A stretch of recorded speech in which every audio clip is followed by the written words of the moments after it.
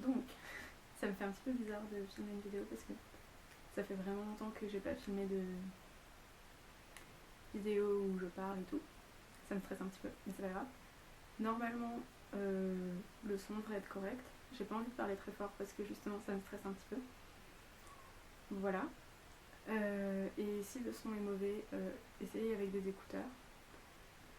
D'abord, je vais quand même faire un petit point sur la situation actuelle parce que en général, je commence pas directement à traiter le sujet de la vidéo. Et même si, je sais pas, le contexte est un petit peu bizarre et je suis pas sûre d'avoir grand chose à dire dessus, c'est plus cool de commencer par en parler. Donc, avec le contexte de l'épidémie, etc., j'ai été très stressée ces derniers temps. Là, ça va vraiment mieux. Parce que, je sais pas, mon entourage sont très, très présents dernièrement et c'est vraiment cool. Et je suis contente d'avoir les amis que j'ai. Ça, c'est un point. Et après, par rapport à la situation plus au-delà de mon contexte individuel, j'espère vraiment qu'une fois que tout ça sera derrière nous, le corps social va se mobiliser parce que j'ai l'impression que le contexte actuel a vraiment mis au jour, si c'était nécessaire, le fait que tout ce qui a pu advenir dans les dernières décennies en termes de coupes budgétaires dans les services publics ou de politique de délocalisation massive, etc., était vraiment néfaste. Enfin, je pense qu'il n'y avait pas besoin du contexte actuel pour s'en douter, mais là c'est flagrant. Et aussi parce que j'ai l'impression qu'il y a des trucs qui... Enfin, le contexte d'urgence sert à faire passer tout un tas de trucs qui sont complètement inacceptables, notamment par rapport aux congés payés, etc. Et c'est vraiment des choses que j'ai pas trop creusées parce que ça me stresse et j'ai envie d'aller bien en ce moment. Mais voilà, donc j'espère qu'on aura une belle mobilisation parce que voilà. Donc maintenant on va vraiment rentrer dans le vif du sujet. Je vais faire... j'ai plusieurs catégories comme souvent. Donc je vais commencer par le film. Ensuite je vais parler des livres. Après des découvertes internet. Ensuite d'un podcast et après de musique. Voilà. Du coup le film en question, enfin le film dont je vais vous parler c'est Parasite. Et je me rends compte que j'ai oublié de noter le nom du réalisateur, mais de toute façon les informations il faut que j'arrête de parler trop vite. Les informations détaillées seront en description de la vidéo. Donc j'ai beaucoup aimé l'esthétique de Parasite. Vraiment je trouve que les images sont très très belles. Les lieux aussi qu'on peut voir, enfin que ce soit la maison des riches ou le foyer de la famille qu'on suit. Je sais pas, c'est deux univers qui n'ont rien à voir, mais j'ai trouvé que les images étaient belles dans les deux cas. L'histoire est vraiment très cool aussi, et ça... je vais essayer de faire une version sans spoiler. L'histoire est vraiment très cool et ça permet d'illustrer très bien, je trouve, la violence des riches. Et voilà, et en fait c'est un film dans lequel on peut pas ne pas rentrer à 100%. Et moi j'aime beaucoup ce genre de film qui mobilise le spectateur complètement, les spectateurs, les spectatrices. Complètement. Vraiment, c'est le genre de truc que j'aime. Et du coup il y a ça, vraiment. Faut que j'arrête de répéter les mêmes mots. Et ça m'a fait un petit peu penser à la mise à mort du cerf sacré, ou d'un cerf sacré, je crois que c'est du cerf sacré, de Yorgos Lanthimos, que j'avais vu en juillet 2017. Il y a aussi la thématique de la famille, et c'est aussi très impliquant pour la personne qui visionne, et c'est aussi ultra dérangeant à pas mal d'égards. Donc voilà, très cool.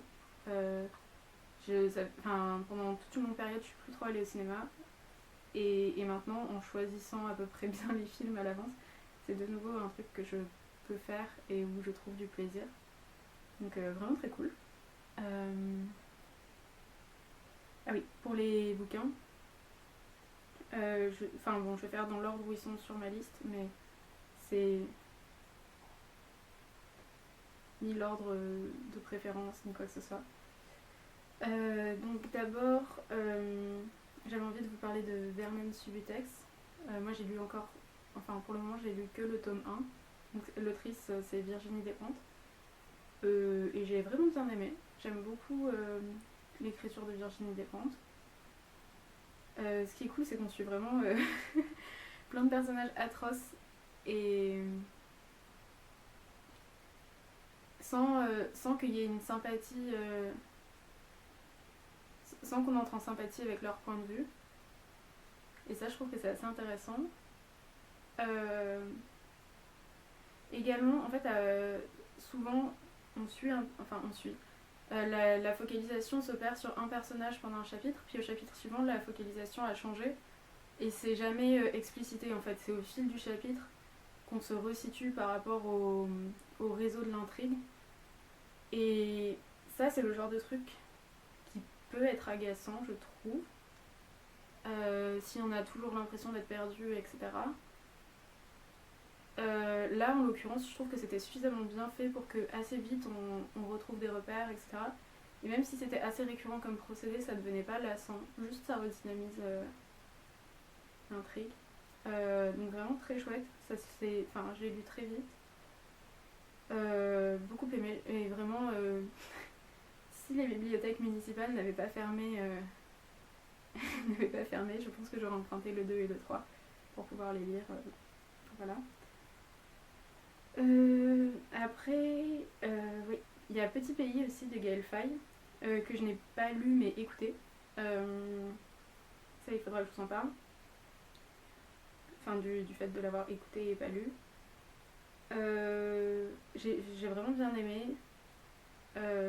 Déjà parce que j'aime beaucoup la musique de Gaël Faye. Et du coup, même si c'est pas proprement autobiographique comme roman, je trouve que ça dit quand même beaucoup de choses de lui. Ça permet de se sentir plus de familiarité avec son vécu. Et l'écriture est assez simple et assez poétique. Voilà. Donc je l'ai pas lu, mais je pense que ça se lit assez facilement. Et donc après sur les modalités, en fait je l'ai écouté sur Audible et c'est une plateforme Amazon, donc je pense à éviter à tout prix. Mais en fait c'est possible d'avoir un audio-livre, un livre audio gratuit, donc sans s'abonner, etc. Je crois qu'il faut faire audible.com/slate ou un truc comme ça. Voilà, donc très cool. Par contre il faut bien penser à résilier parce que évitons de donner de l'argent à Amazon. Mais et du coup l'avantage du livre audio c'est qu'il est lu par Gaël Faye lui-même. Et il y a des petits passages, des petits interludes musicaux et tout. Donc j'ai bien aimé. Et je trouve que ça... évidemment il a une jolie voix. Et la manière dont il disait tout ça était vraiment cool. Et à la fin du livre audio, il y a une sorte de petite interview qui est... pas transcendante, mais c'était sympa. Voilà, encore une fois, je recommande. Ah oui, et du coup, au niveau des thématiques, parce que j'ai vraiment pas approfondi. D'ailleurs, pour Vernon Subutex, j'ai pas non plus approfondi les thématiques. Je pense que pour Vernon Subutex, c'est pas forcément... je sais pas comment dire, c'est pas forcément pertinent que je détaille le contenu. Et pour Petit Pays, donc c'est l'enfance d'un jeune garçon qui grandit au Burundi. Et donc, ça parle. Il est question de le contexte autour du génocide rwandais, mais surtout, ça c'est un événement dont dont j'avais connaissance. Mais ce qui est intéressant, c'est que, enfin, des choses que j'ignorais totalement, c'était tout le contexte déjà très conflictuel des décennies qui ont précédé dans la région des Grands Lacs, que moi je connaissais personnellement pas du tout. Donc à ce niveau-là, c'était vraiment éclairant. Voilà, et puis on voit, enfin, vraiment c'est le narrateur est un petit garçon, et, et voilà, donc c'est aussi... Non, il y a des allers-retours entre l'adulte et l'enfant. Bon bref, c'était cool. Après, ah oui, il y a... En fait, la plupart des livres, donc Vernon Subutex, en fait, j'ai dû quitter mon logement et il est resté sous mon lit. Ce qui est dommage parce que en fait, ça aurait été chouette de lire des passages ou quoi. Et j'avais pris des notes et tout, mais voilà, bon, tant pis. Et donc Petit Pays, je l'avais pas en version matérielle. Il y a un autre livre dont je vais vous parler que j'ai pas. Et Dirty Weekend, je l'ai avec moi, c'est le seul. Donc c'est un roman écrit par Hélène Zahavi qui sort dans les années 2000. Je vais vérifier. 1991 et 2012 pour la traduction française. Moi j'ai lu la traduction française. Et vraiment j'ai beaucoup aimé. Ça fait un peu plus de 200 pages. Ça se lit très bien. Le style est assez chouette. Enfin du coup c'est une traduction donc c'est difficile de se rendre compte de quel est le style dans la version originale. Mais en tout cas, dans la traduction, j'ai vraiment bien aimé. Ça se lit encore une fois très vite, je sais pas si je l'ai dit. Pareil, genre très impliquant pour le lecteur, la lectrice. Enfin, moi, je suis vraiment rentrée dedans. Et ce que j'ai bien aimé, c'est que je trouve que c'est une espèce de... Enfin, la manière dont j'ai vu cette histoire, c'est que c'est une espèce de fable féministe. Non, j'avais pris des notes, faut que je les retrouve. Ouais, une sorte de fable féministe. Et ce que j'aime aussi, c'est que ça traite vraiment le rapport des femmes à la violence. Et selon moi, et c'est aussi, j'ai l'impression, la posture de l'autrice dans le roman, on peut penser que le rapport des femmes à la violence est privilégié par en fait leur position de victimes perpétuelles dans leur existence sociale, et aussi le fait qu'à un moment, à force d'être acculé, ça paraît être la réponse la plus évidente ou de dernier recours, ou voilà. Et ça, c'est des questions qui m'intéressent en règle générale, et du coup, là, les voir développer dans le roman, c'était chouette. Et du coup, pourquoi je dis que c'est une sorte de fable ? Parce qu'en fait, il y a 2 passages. Je vais les lire et après on commentera. Donc tout d'abord à la page 10, entre parenthèses, les détails croustillants, les détails ignobles, atroces et croustillants, et les détails qui inciteront les mères à mettre en garde leurs petits garçons dévoyés. Sois sage ou sinon la Bella va venir te chercher. Ces détails-là viendront plus tard. Je précise, Bella c'est l'héroïne du roman. Enfin l'héroïne. Ouais, si on peut dire ça. Et l'autre passage que je voulais vous lire, c'est à la page 15. Bella a le sommeil léger ces temps-ci. C'est difficile de dormir avec les fenêtres fermées. Le vent ne vient pas gonfler la toile de vos rêves quand vos fenêtres sont fermées. Un des problèmes de Bella, c'est que sa vie manque de vent. Elle verrouille ses fenêtres et respire l'air confiné toute la nuit. C'est ce que font toutes les Bellas du monde. Elles verrouillent leurs fenêtres et respirent l'air confiné. Et ça les rend folles. Un peu. Suffisamment pour les ronger. Une sorte de sensation animale qui les envahit à 4h du matin quand le ciel s'éclaircit. Elles se mettent à avoir la migraine. Leurs membres pèsent des tonnes. Le manque d'oxygène ralentit leur circulation sanguine. De l'air putride et des barreaux. Des hommes se révoltent pour moins que ça. Donc je trouve qu'en fait là, ce qui est intéressant dans ce passage précisément, c'est qu'il y a vraiment une montée en généralité de la situation de Bella à les femmes qui ont une existence semblable à la sienne. Donc ça pour moi c'est un trait caractéristique de la fable, le fait qu'il y ait cette possibilité-là de monter en généralité. Et dans l'extrait précédent que j'ai lu, il y avait un peu cette idée de l'histoire aurait valeur d'exemple. Et ça me fait penser un petit peu au slogan qui existait déjà avant, mais qu'on peut voir notamment dans les collages de rue. Je crois qu'il y a un truc où c'est, je sais plus, protéger vos filles qui est barré, et après il y a genre éduquer vos fils ou un truc comme ça. En gros, l'idée que c'est pas aux filles de faire attention à elles, mais aux garçons d'être des personnes décentes. Et du coup, pour moi, il y a vraiment... Enfin, ce roman, ce serait l'illustration de... enfin... Ce roman, l'histoire, parce qu'en fait, elle est... Enfin, vraiment, la trame narrative est hyper simple. Enfin, vraiment, on peut résumer en une phrase, quoi. Ben, ce serait un peu... oui. Je m'embrouille. J'espère que c'est clair ce que j'ai voulu dire. Mais là, je crois que je commence à m'embrouiller. Mais voilà, si l'exemple... Enfin, la morale à en tirer, c'est que... C'est pas aux filles de prendre sur elles, mais aux gens d'être respectueux. Enfin, aux gens. Aux hommes. Et donc le dernier livre dont je voulais parler, c'est Sauveur et Fils de Marie-Aude Murail. J'ai lu dernièrement les tomes 3, 4, et là j'en suis à la fin du tome 5. Je l'ai pas tout à fait fini, mais... Enfin, je vais quand même en parler. Et du coup, Marie-Aude Murail, c'est vraiment mon autrice préférée de quand j'étais petite. Oups, normalement j'ai pris des notes, donc il faut que je regarde. Ouais, c'est ça.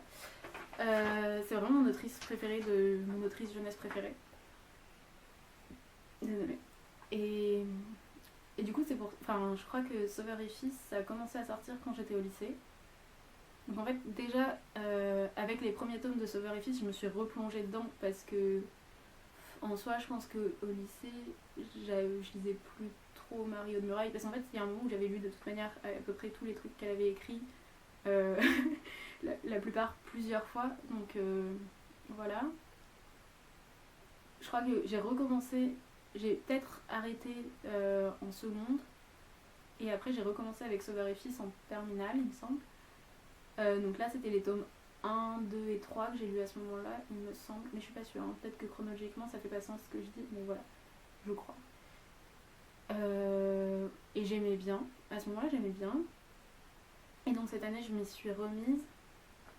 J'ai fait l'erreur de commencer par le tome 3 parce que je pensais ne pas l'avoir lu et en fait si. Et je m'y suis remise parce que, je sais pas, j'avais vraiment un peu... c'était un truc un peu régressif de... J'ai envie de retourner à cette écriture-là et des univers... parce que bon, enfin, quand j'ai commencé Sauveur et Fils, c'était quand même il y a 3 ans. Donc même au-delà de l'écriture qui me renvoyait donc à un passé beaucoup plus lointain, la saga elle-même me renvoyait à une époque révolue. Donc il y avait ce truc de j'ai envie de retourner dans un cocon. Et ça marche, en tout cas pour moi. Après, j'ai aussi eu beaucoup de déceptions. Déjà, je trouve que le tome 3 est pas terrible. Je sais pas. Bon, il y avait aussi ce problème où je l'avais déjà lu et du coup, bah évidemment, je trouve ça redondant. Mais je sais que des ouvrages de Marie-Aude Murail comme Simple ou Oh Boy, j'ai dû les lire entre 5 et 10 fois. Et vraiment, le fait de connaître déjà toute l'histoire, ça ne gâchait rien normalement. Après, c'est, comme j'ai dit, en fait, c'est des ouvrages que j'ai pas lus depuis un petit moment aussi, Simple et Oh Boy. Je cite ces 2 titres parce que vraiment pour moi, c'est genre vraiment mes préférés. Mais, et du coup, ceux-là aussi, ça fait longtemps que je les ai pas lus, donc en fait, peut-être que si je relisais Simple et Oh Boy, je serais quelque part déçue. Mais je pense pas. Enfin, j'ai l'impression que c'était mieux écrit, plus intéressant. Moi, en tout cas, que ça me parlait plus à moi que Sauveur et Fils. Aussi, je trouve que Marie-Aude Murail est meilleure sur les histoires qui tiennent en un seul livre que sur les sagas. Je sais que j'avais lu les Émiliens et j'aimais bien parce que l'univers était cool. En fait, j'aime beaucoup m'habituer à un univers. Donc il y avait... Enfin, ça me plaisait dans la série des Émiliens. Mais en soi, même je crois que je l'ai lu au primaire, bah, à ce moment-là, ça m'exaltait déjà pas. Et surtout, après, bon, il y a eu aussi la série d'Émile César. Là déjà j'accrochais plus. Tout le côté un petit peu enquête et tout, ça c'est un truc qui m'a toujours plu de ouf. Voilà. Mais en règle générale, je trouve que les trucs en un seul volume, où toute l'histoire tient en un volume, sont quand même un cran au-dessus. Donc Sauveur et Fils a le défaut d'être une saga. Et oui, et donc je trouvais que parfois l'écriture, enfin c'est rare quoi, il y a je sais pas, il y a eu des petits moments où je sortais du livre parce que je sais pas, genre la manière dont c'était rédigé à cet endroit-là, ça me semblait un peu maladroit ou je sais pas, avec peut-être un peu des redondances ou voilà. Et là où je voulais en arriver, c'est que je sais pas si elle écrit moins bien qu'avant ou si c'est que ceux d'avant, je les ai découverts à une époque où... En fait, je sais pas si... Oula, ça devient compliqué. En gros, je pense qu'il y a 3 facteurs qui peuvent jouer. Sauveur et Fils, c'est le truc le plus récent de Mario de Muraille. Là, par exemple, le tome 5, il est sorti au mois de septembre 2019. Donc je sais pas si c'est son écriture à elle qui a changé. Si c'est mon regard à moi qui est plus critique maintenant qu'il ne l'était il y a 6 ans, ce qui est fort probable, ou si c'est les 2 derniers points se recoupent un peu, si j'ai des souvenirs tellement privilégiés avec certains livres que si je les relis même maintenant, en fait ça va forcément me renvoyer, ce sera plus le plaisir de la réminiscence que c'est hyper bien de la réminiscence que c'est hyper bien écrit ou je sais pas. Je sais pas si c'était clair, mais c'était mon idée ça. Désolée, mais je sais pas pourquoi aujourd'hui j'ai vraiment du mal à aller au bout des choses. Bref. Et donc j'ai pris quelques petites notes. Ouais, donc j'avais pas trop aimé le tome 3. Le tome 4, mieux, ça m'a plus plu. Mais je trouvais que c'était un peu... ça manquait de densité en termes narratifs. Et le tome 5, c'est sur la même... Enfin, dans la continuité du 4, au sens où je trouve qu'il est mieux que le tome 3. Et un peu mieux que le tome 4 aussi, parce que il se passe de nouveau des trucs. Enfin, il se passe de nouveau des trucs. C'est plus dense, quoi. Voilà. Maintenant, je vais présenter un peu généralement la saga Sauveur et Fils. Je vais dire quand même ce que j'aime, maintenant que j'ai dit ce que je n'aimais pas. Et pour finir, je dirais à qui est-ce que je recommanderais Sauveur et Fils. Donc en gros, on suit... Je vais vraiment faire grossièrement résumé parce que le but c'est pas de spoiler. On suit un psychologue et son fils. Voilà. Donc ce qui est intéressant, c'est qu'il y a un peu un découpage semaine par semaine. C'est très précisément inscrit dans un contexte temporel, au sens où il y a marqué semaine du 12 septembre 2016, des trucs comme ça. Donc on suit beaucoup les patients, enfin la patientèle du psy. Il y a vraiment cette mise en parallèle entre la vie personnelle du psy et sa vie professionnelle. Enfin, voir la vie personnelle de ses patients en fait, patients-patientes. Et après, du coup, c'est très proche temporellement de l'époque de la narration est très proche de notre époque. Donc ça, c'est assez ok. Enfin, j'ai pas d'avis sur la question, c'est juste que je voulais le mentionner. Voilà. Et après, dans cet ouvrage, mais enfin, peut-être comme dans d'autres, en fait, j'en sais rien. Enfin, dans cette saga, je veux dire. J'ai l'impression qu'il y a vraiment la volonté chez Mario de Muraille de traiter des thématiques actuelles. Par exemple, la question de la transidentité, etc. Et je trouve que c'est assez louable. Et à des moments, c'est assez bien fait. Je sais que par exemple, notamment le rapport au genre, je crois que Mario de Muraille est quelqu'un qui s'est beaucoup questionné par rapport à ça. enfin je veux dire dans sa vie personnelle. Mais il y a quand même des choses, même sur la question de la transidentité, qui m'ont semblé un petit peu maladroites. Et après sur d'autres questions telles que la race sociale et tout, genre c'est pas... Enfin je sais pas comment dire. Moi, il y a quelques petits trucs qui m'ont mis un peu mal à l'aise, notamment, je pense, dans le tome 4, il me semble que c'est ça. Il y a une patiente qui s'appelle Madame Nassiri, qui est arabe, et genre, elle l'a fait, enfin, elle l'a fait parler avec un accent, au sens où, dans le livre, elle, le personnage de Madame Nassiri est censé mettre des i partout. Et en fait, enfin, ça, c'est vraiment le genre de truc qui me saoule. En plus... ouais, je sais pas. En fait, pour moi, tout le monde devrait. En fait, c'est peut-être pour donner un effet de réel ou quoi.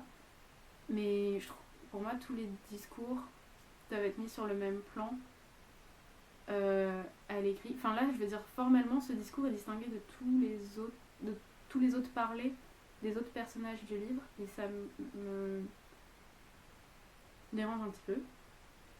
Voilà. Après, souvent, dans un premier temps, je trouve que en fait, souvent, ouais, quand c'est un peu des thématiques touchy, désolée pour le chien, ben, je trouve que quand la thématique ou le personnage qui l'incarne et tout apparaît, quand la thématique apparaît, je trouve que c'est un peu crispant parce qu'au début, ça fait assez maladroit, quoi. Puis après, le traitement s'améliore progressivement. Sur beaucoup de thématiques, en tout cas c'est le cas. Voilà, je sais pas si il faut se réjouir du fait qu'il y ait cette volonté de traiter ces thématiques. Enfin en fait c'est cool parce que c'est fait d'une manière qui se veut assez pédagogique. Je sais qu'à la fin du tome 5 par exemple, il y a une sorte de... Je crois que ça s'appelle... En fait il y a plein de versions de ça qui existent sur internet. Il y en a avec un pingouin, avec une licorne. Là c'est un bonhomme biscuit. Et pour expliquer genre le genre, l'identité, le genre, l'orientation, enfin l'identité de genre, l'orientation sexuelle, etc. Et donc il y a vraiment cette volonté que le roman soit aussi vecteur pédagogique. Mais pour moi il y a quand même des maladresses et voilà. Mais je pense qu'il est lié au fait que en fait tout bêtement Marion Muraille est une femme âgée blanche française et voilà. Je pense qu'on va s'arrêter là sur cette question là. Et le dernier point est à qui est-ce que je recommanderais Sauveur et Fils. Clairement à des gens qui ont lu Mario de Muraille plus jeunes, parce que je pense que commencer par Sauveur et Fils c'est pas forcément super. C'est pas forcément super. Je veux dire, la saga est pas extraordinaire, donc si on n'a pas déjà un attachement pour Mario de Muraille, c'est pas forcément la peine, entre guillemets. Voilà. Ah oui, j'ai oublié de dire ce que j'aimais bien quand même dans Sauveur et Fils. Donc ce qui m'a plu dans Sauveur et Fils, c'est le fait que en soi, il se passe pas énormément de choses. Donc là ça a l'air un petit peu bizarre, mais j'aime bien souvent que les univers soient paisibles et que juste on puisse s'intéresser aux relations interpersonnelles sans être tout le temps bousculé par des événements. Ouais. Dans le 3, il y a beaucoup plus d'événements que dans le 4 par exemple, mais j'ai préféré le 4. Donc on peut vraiment s'intéresser à la psychologie des personnages et aux relations entre eux et à l'univers en soi qui est développé, quoi. Enfin quand je dis l'univers c'est vraiment en termes d'espace, quoi. Donc ça j'ai beaucoup aimé. Voilà, je pense que c'est tout pour Sauveur et Fils et ça a déjà été assez long. Ensuite je voulais parler des découvertes internet, enfin découvertes ou pas d'ailleurs, parce que les deux en fait c'est des personnes que je connaissais depuis un petit moment, enfin que je connaissais. Voilà, on s'est compris. Donc tout d'abord il y a Clara de la chaîne YouTube Clarinette. J'aime beaucoup ses vidéos. J'aime beaucoup aussi le cadre dans lequel elle filme. Donc en fait, les vidéos que je préfère sur sa chaîne, c'est les bilans culturels et les vidéos où elle se maquille en discutant de généralement un sujet de société. Je sais plus comment on appelle ça, peut-être make-up et réflexion, je sais pas, je suis pas sûre, mais ça, c'est vraiment cool. Donc oui, je trouve ça je trouve vraiment son avis intéressant. Ses bilans culturels sont vraiment très cool. Et voilà, et j'aime bien l'esthétique en fait de ces vidéos tout bêtement. Genre vraiment, ça fait hyper cocon dans ma tête. Donc chouette. Le petit truc qui me dérange entre guillemets, c'est en fait que, oui, souvent quand c'est des réflexions sur le... Là j'avais noté en fait. Quand c'est des réflexions sur le monde social, je trouve ça un petit peu dommage qu'elle ne se situe pas elle-même. Je sais pas si c'est... Peut-être que c'est lié à... Enfin, je peux comprendre en fait que ce soit gênant de parler de soi de cette manière, de décliner ses propriétés sociales et tout. Et sinon, enfin je sais pas, en fait si c'est soit lié à ça, soit lié au fait que elle a l'air quand même d'appartenir à un milieu assez aisé. Donc je sais pas si c'est ce sentiment d'universalisme de sa condition que peuvent avoir les dominantes qui fait ça. Je sais pas. Mais en tout cas, je pense qu'on n'est jamais en dehors du monde social. Donc quand on souhaite tenir un discours sur le monde social, c'est toujours agréable de savoir depuis où il est tenu. C'est le seul truc qui me dérange un peu. En fait, j'ai regardé des vidéos assez anciennes d'elle, donc je crois pas qu'elle se soit située à un moment donné. Voilà. Mais très cool, je recommande. Et à part ça, sur Instagram, je suis une personne qui s'appelle, je crois, Mikanki. Enfin, c'est pas son vrai prénom, mais c'est son pseudo. Mais je sais pas si ça se prononce comme ça. De toute façon, le lien sera en description. Et en règle générale, je trouve ça très... Ah oui, elle fait des dessins. En règle générale, je trouve ça très joli ce qu'elle fait. Et aussi, elle a un projet très chouette qui s'appelle le calendrier des bas bleus. Et chaque mois, elle fait un petit... Ah, je l'ai pas à proximité. Elle fait un petit calendrier. Donc vraiment une vue mensuelle sur une page A4. Et avec une illustration qui est une autrice. Donc l'idée c'est de visibiliser les femmes dans la littérature. Et bon, le projet est cool et en plus, je trouve qu'à chaque fois c'est des jolis portraits. Donc j'aime beaucoup, je recommande. Et le calendrier est accessible gratuitement. Voilà. Et la... Ah non, il y a encore plusieurs choses dont je voulais parler. Désolée, cette vidéo va être longue. Là c'est un podcast qui s'appelle Émotion. Je crois que c'est produit par Louis Média. Mais encore une fois, je mettrai le lien en description. Et donc ça, c'est pas le podcast en général qui m'a plu. C'est l'épisode sur l'angoisse. Parce que le podcast en général, je sais qu'il y a d'autres épisodes que j'ai écoutés et où franchement j'écoutais même pas jusqu'à la fin parce que je sais pas... Enfin, soit le ton des intervenants, soit je sais pas, ça me saoulait. Et celui-ci il est vraiment cool et moi je sais que j'ai eu beaucoup de problèmes d'angoisse environ de octobre 2018 à mars 2019 et après au bout d'un moment ça s'est vraiment apaisé mais un peu sans que je comprenne pourquoi et du coup il y a une vraie volonté chez moi de rationaliser, éclairer le rapport à l'angoisse et l'angoisse en soi et du coup cet épisode était très intéressant pour moi parce que ça dure pas très longtemps, ça dure 1 heure à tout péter. Et il y a quand même conceptuellement des trucs intéressants qui sont développés. Après, en fait, je pense que la meilleure chose, ce serait que je prenne du temps pour faire des lectures sur la question. Mais bon, pour l'instant, ce n'est pas à l'ordre du jour. Et voilà, donc je l'ai trouvé assez bien fait. Je voulais le réécouter avant de filmer cette vidéo, mais je sais pas pourquoi mon application buguait. Et voilà, vraiment, je recommande. Les autres épisodes, je les ai pas tous écoutés, mais... je trouve que c'est clairement en deçà. Et le dernier point, du coup, là, pour la musique, c'est juste une chose. À la fin du mois de février, je suis allée voir avec une amie du lycée Pomme en concert. Et c'était vraiment super cool. Vraiment, j'ai adoré, c'était trop bien. Déjà le moment avec mon ami et le concert en lui-même. Parce que je suis... comment dire, vraiment, je suis pas une grande habituée des concerts. Et, et voilà. Et comme comme j'aime beaucoup les chansons de Pomme, en particulier le dernier album et tout, j'avais un petit peu peur que ce soit moins bien en live que enregistré, enfin quand tu écoutes le CD quoi. Et en fait non, c'était vraiment trop bien et je trouve que les libertés qui étaient prises par rapport à la version enregistrée étaient vraiment chouettes.